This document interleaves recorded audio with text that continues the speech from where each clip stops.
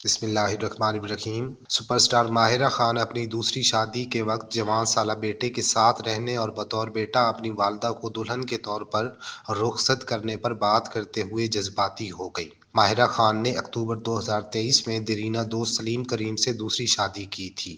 ان کی پہلی شادی 2015 میں طلاق پر ختم ہوئی تھی۔ ماہرہ خان نے پہلی شادی 2007 میں کی تھی اور انہیں 2008 میں بیٹا اذلان ہوا تھا، جو کہ اداکارہ کی دوسری شادی کے وقت 15 سال کے ہو چکے تھے۔ والدہ کی دوسری شادی کے موقع پر اذلان والدہ کے ہمراہ رہے تھے اور انہوں نے والدہ کو دلہن کے روپ میں رخصت کیا تھا۔ اس پر ان کی تعریفیں بھی کی گئی تھیں۔ اب ماہرہ خان مذکورہ معاملے پر بات کرتے ہوئے جذباتی ہو گئیں اور انہوں نے بیٹے پر فخر کا اظہار کیا۔ B B C Asian network کو دیے گئے انٹرویو میں ماہرہ خان نے جذباتی انداز میں بتایا کہ ان کی خواہش تھی کہ جب وہ دوسری بار دلہن بنے تو بیٹا ان کے ساتھ ہو، اور بیٹے نے ان کی خواہش پوری کی اور وہ ان کے ساتھ سائے کی طرح رہے۔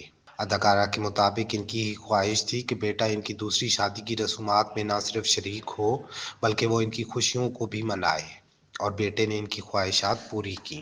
اسی پروگرام میں جوان سالہ بیٹے کی ماں ہونے کے باوجود پاکستان جیسے ملک میں دوسری شادی کرنے کے سوال پر اداکارہ نے کہا کہ وہ اپنی دوسری شادی پر مسلسل الحمدللہ پڑھتی رہیں اور بیٹے پر فخر کرتی رہیں۔